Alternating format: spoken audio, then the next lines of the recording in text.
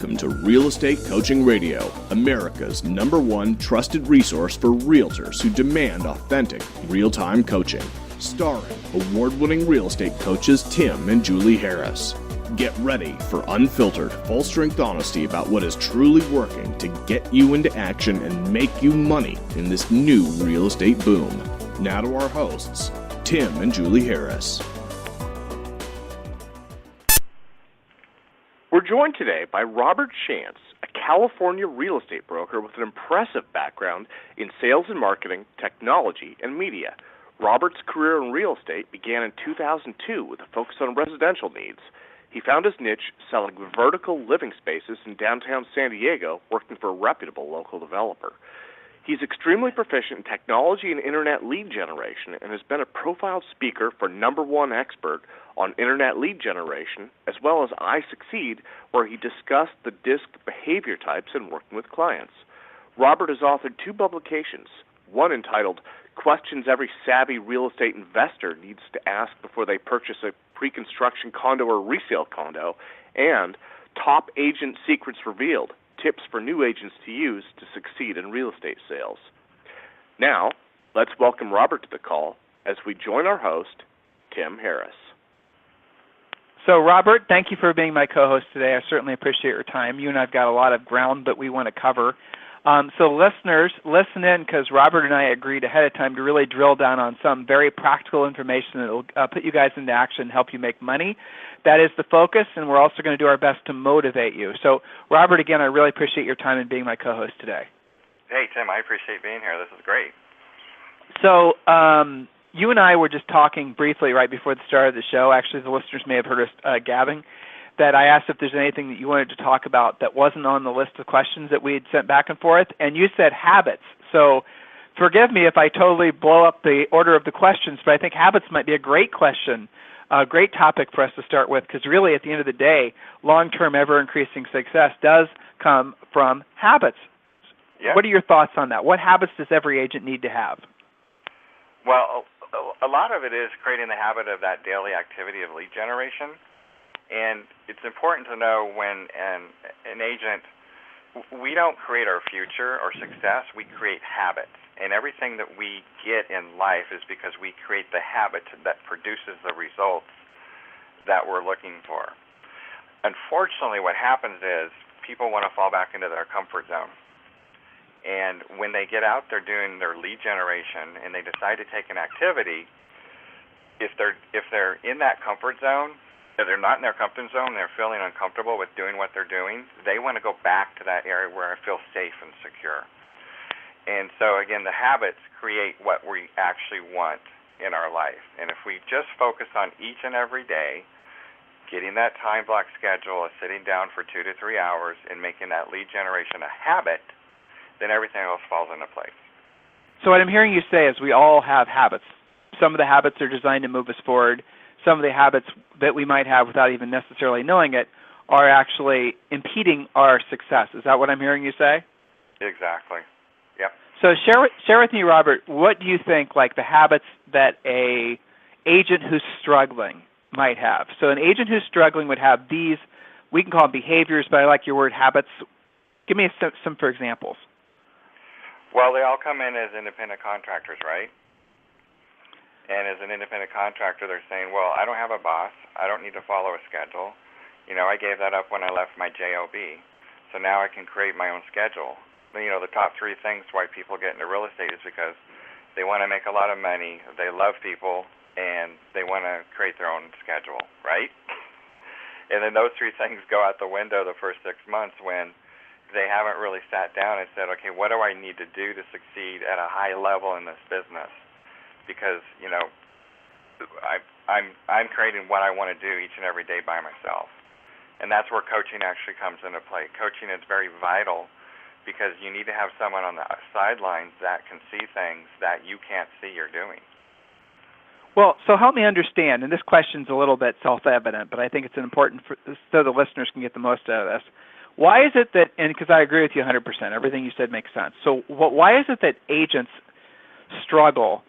Like the independent contractor thing, right? I think that's part of it. But something about agents in particular that wouldn't necessarily have had some aversion they seem to have to scheduling and all that. But as soon as they get the real estate license, there's something about the real estate agent culture that makes it all of a sudden so that having that independence, having that lack of scheduling, having that perceived sense of freedom almost takes precedent over having income, having consistent money, having consistent success. What is it that happens inside the great halls of real estate that cause agents to make that mistake of giving up on the idea of the fact, they know that having habits, they know having a schedule gets them consistent results. They've experienced that in the past in their own lives, school and having jobs.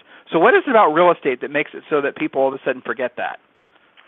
So a lot of it comes down to two things. We know that in this business, 90% of success is your mindset and 10% is skill. And I see a lot of fear with people surrounding the skill set first. So they're always like, well, I need to get ready. I need to have my website done. I need to have my business cards. I need to have this done before I can go speak with somebody. I need to practice my scripts. That skill is going to come from the habit of going out and doing it over and over and over. So they have to get rid of the notion that it's going to look pretty. When I am coaching even like a brand new agent, the first thing I ask them, I want them to do, I want you to be able to go out and fail really, really big. Make a complete mess of everything, because that's when you're going to learn.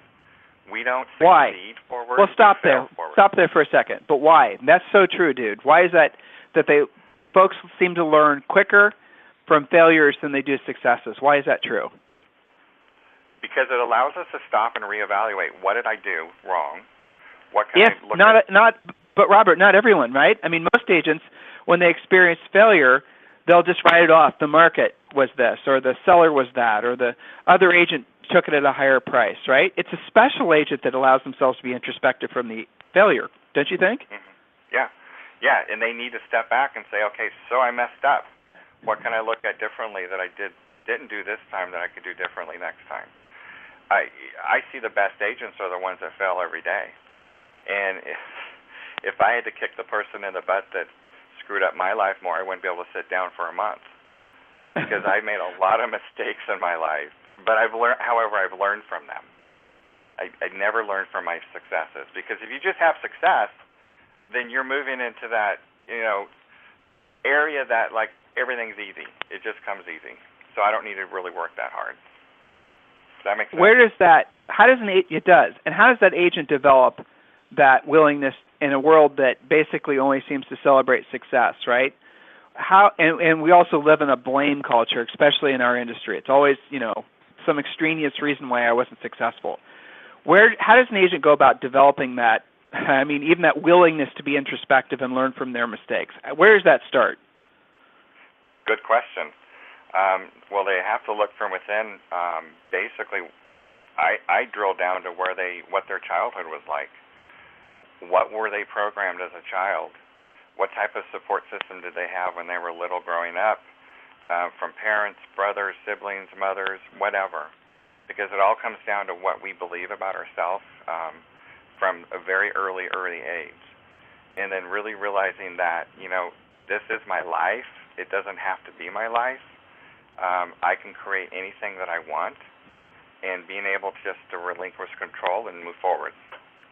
So it starts with basically, and this is an interesting paradigm shift, but if you guys were to start, every time you have any kind of failure, any variety of failure, even if 1 million people will agree that it was totally not your fault, and I can pick examples. Well, I will pick an example just to make it a point. Let's just say you're in a minor fender bender. You're in a minor accident. Nothing, no one's really hurt. Car needs some body work. That's the extent of it, right? Mm-hmm. Totally not your fault. Somebody backed into you.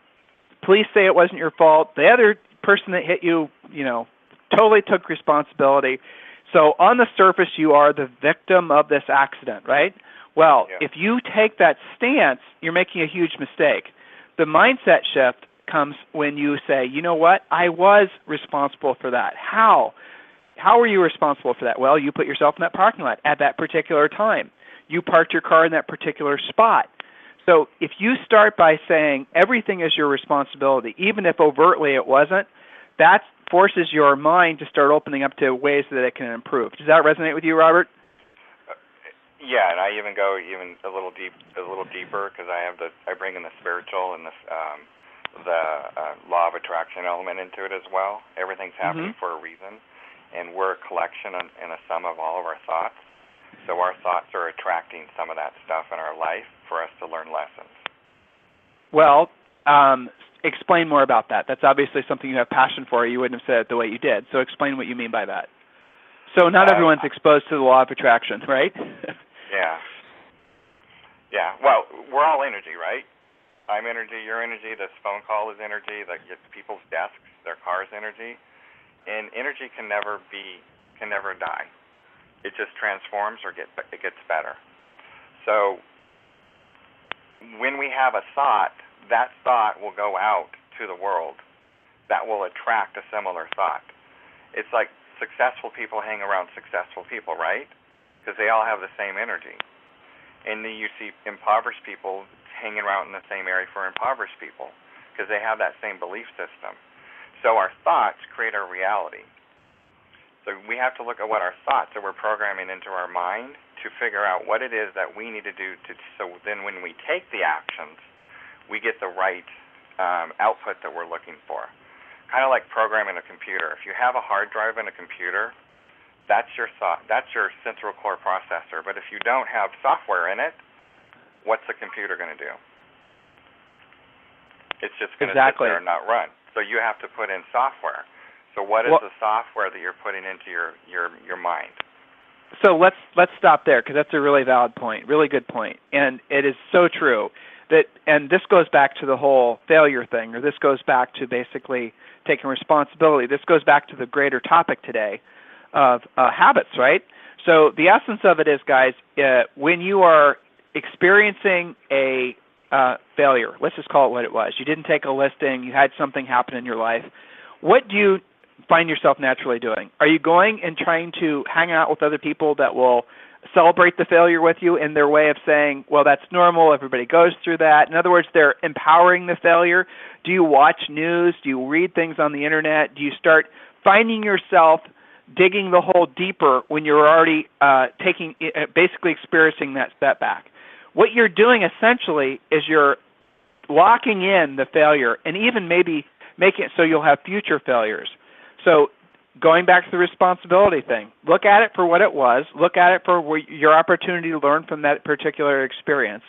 And then think about the fact that you don't want to attract more of that to you, and then take responsibility for the fact that in some way you attracted whatever that bad experience was to you.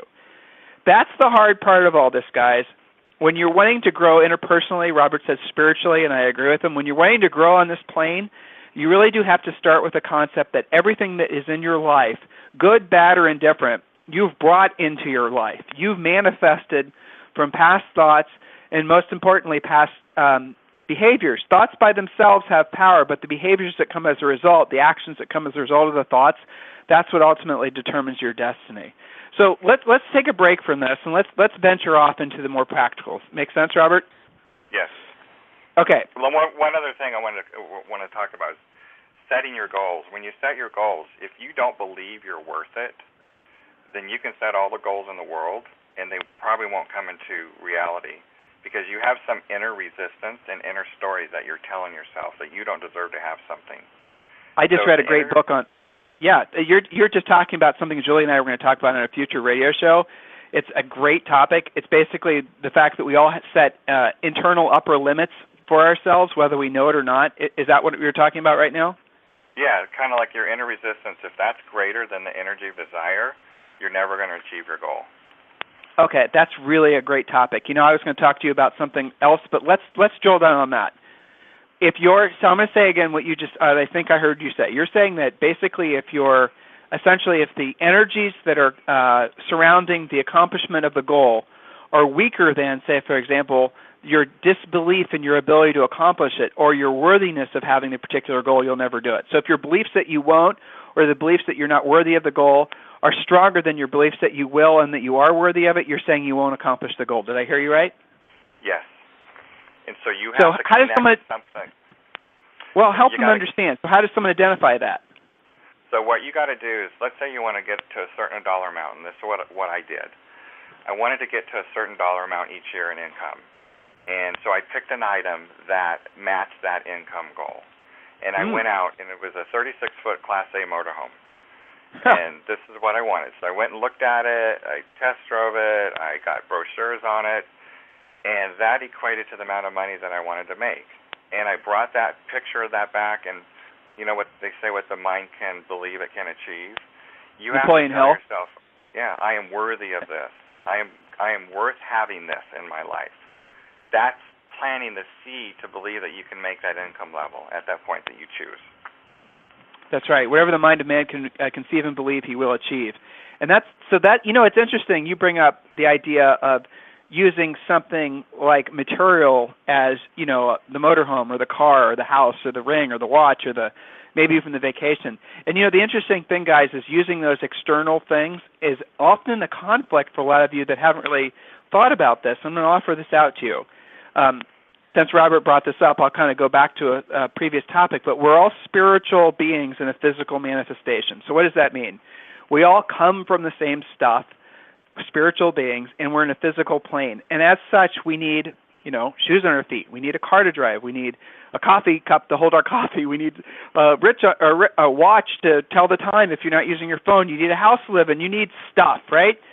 So get over your apprehension or your, and I use this word carefully, but your guilt associated with stuff.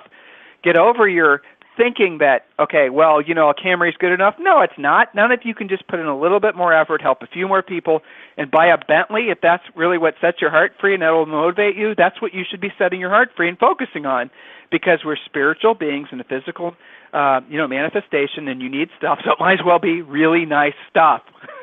It might as well be the nicest stuff that you give yourself permission to enjoy. I mean, guys, don't get all entangled with the idea that, you know, a Timex is good enough when you want a Rolex. Get a Rolex. It is better. That's the reason it costs more.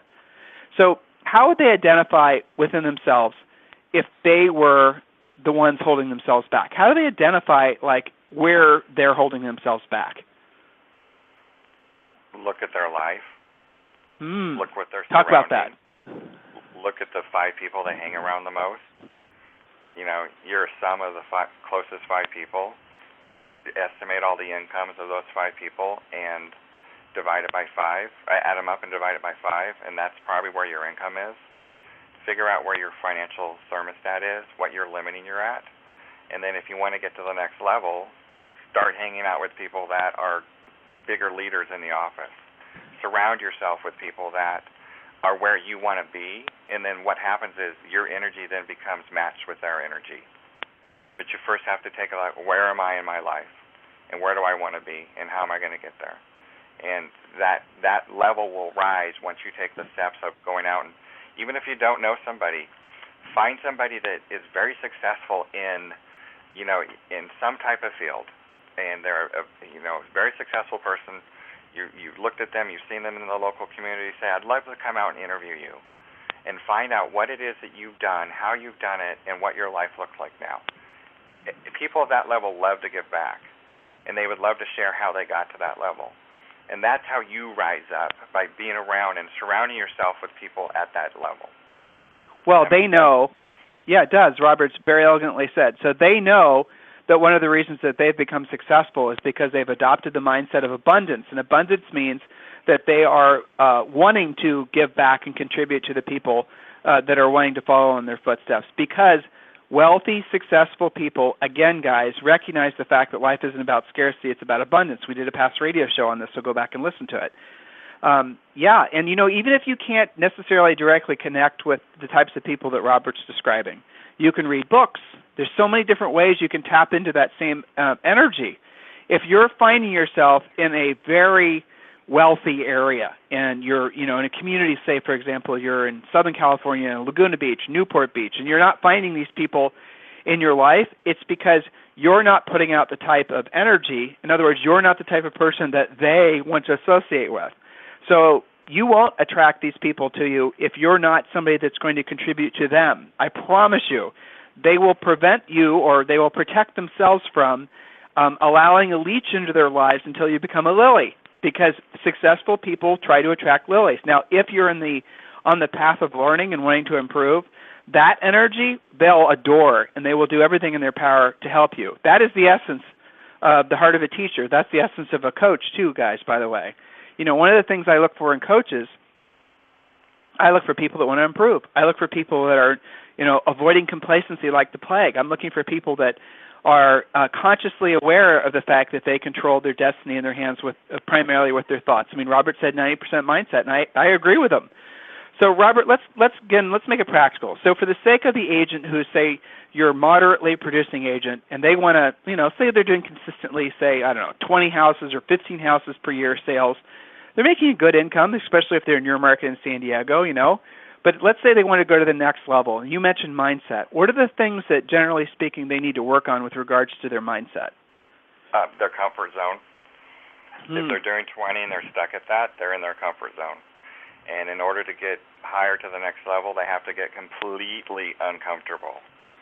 They might have to start doing things that are outside of what they're currently doing. So if they're just doing 20 off of, let's say, their database and Sphere and open houses, then the next step would be, okay, maybe I should be looking at for sale by owners and expireds. And that will help them get more units, but they'll be completely uncomfortable as they're doing it. And why people are afraid of for sale by owners, I don't know. I keep wondering that, because I did really well when I first got in the business with FSBOs. All you got to do is get in front of them. Pretty much, yeah. And most agents, or we call them unrepresented owners, as you know, Robert. Most unrepresented owners, a.k.a. FSBOs, they're FSBOing because they just frankly didn't know somebody. So the mental, we're talking about mindset. The mindset is that for sale by owner sign in their front yard with it truly is a help wanted sign. And when you go and talk with them and you just use our scripts, it really is, well, some of our most successful agents, as you know, Robert, they're the ones that, love FSBOs. They love the unrepresented owners because so many other agents are afraid of them. Julie and I have a theory that there's a private society of agents that make millions of dollars per year off FSBOs, that they all have an agreement in their charter, right, that they're supposed to tell every other agent that FSBOs eat their young, thus scaring other agents off from pursuing them. That's our theory. We haven't yet discovered the secret society, but we're pretty sure it exists. Skull and crossbones type thing. Well, just a little bit of advice. If they are interested in FSBOs, the sweet spot for me came about the third or fourth week, where they just said, Robert, will you come out and list my property? Sure, right over. Right. I mean, that's all it is, really, especially this time of year, guys, because, that'd be a nice conversation to have on another radio show. So as we round the bend, Robert's one of our coaches, guys. You guys probably picked that up. So we round the bend, Robert. When you take on a new coaching client and they're coming to us, having listened to the radio show, they're coming to us having a lot of these guys are, a great majority of the agents that we coach are already successful in their own rights, but they're coming to us because they want to build a team, or they're coming to us because they want more balance, and they're coming to us because they want, obviously, more income in a lot of cases. It's more consistent income. So how do you identify and prioritize with that new coaching client? Let's say we assign one to you today. How do you prioritize where to put the focus? Well, for them, or for how I'm going to take them through it? Well, for them, right? How do you determine what? Because a lot of agents, again, well, I want to earn more money. I want to build a team. I want to be able to take every third day of the week off. I want to whatever, right? So how do you help them focus in on what's most important? Well, the first thing is I got to figure out why they're doing it. It all drills down to exactly why they're in the business and why they want to achieve that. That's the first step.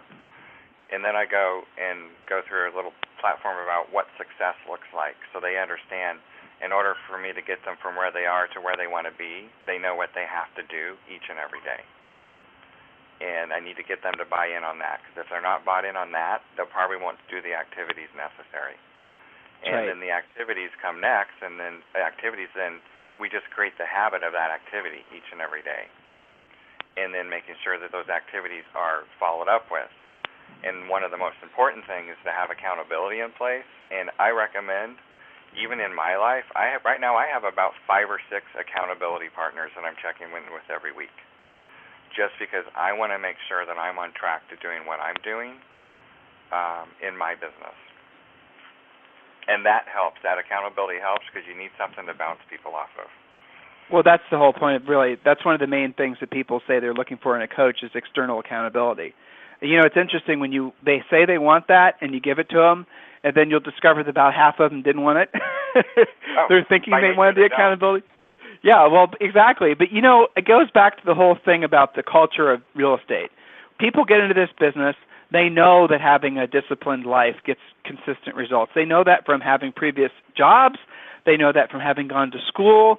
I mean, your kids, guys, listeners, your children during the typical school day get more done in one day than most of us do all month. I mean, think about it. They're in this activity for an hour, the bell rings, they go to the next activity, the bell rings, they go to the next activity, they go to the bell rings. So they're having an English class, a gym class, all the rest of it. And whereas most agents will just wallow away on their website or writing a blog post or doing Facebook updates or doing, a mediocre job at lead follow-up. In other words, because you don't have that accepted habit of having a schedule, of having minimum standards for yourself every day, you get very wishy-washy, inconsistent results. And the other thing we really will focus in on is a lot of you guys have really fallen into the habit of not having cash flow but having cash spurts. And nothing's going to ruin the spirit. Nothing's going to ruin your sense of really independence, freedom, and confidence more than worrying about money. So if you find yourself having really, really great months and then really, really crappy months, that is a curable problem, and it's all from inconsistent habits. It's all from inconsistent lead generation, inconsistent virtually everything in your business. So focusing in on that and helping you guys wrap your minds around that fact that consistent cash flow, not cash spurts, is a choice, and you can have that in your life. That is such a revelation for so many of you. It really is liberating because it gives you the opportunity to then financially plan. It gives you the opportunity to fund your kids' 529s. It gives you the opportunity to think about the vacation or, whatever else it is. Buy your 33-foot RV. Whatever it is that you want to do, you now will know that these particular activities that you do consistently around a schedule will lead to these particular results, and then you have created for yourself a real honest-to-God real estate business and not just a real estate practice. So listen, listeners, anything we can do for you at any time, I want you to remember, we are here. Free coaching calls for agents.com. Couple of reminders. When you request a free coaching call at freecoachingcallsforagents.com, Robert touched on the great quote, whatever the mind of man can conceive and believe he will achieve. That's from the book by Napoleon Hill called Think and Grow Rich. We're going to give you, when you request a free coaching call at freecoachingcallsforagents.com, we're going to give you a free copy of that book along with our other book, Real Estate Treasure Map.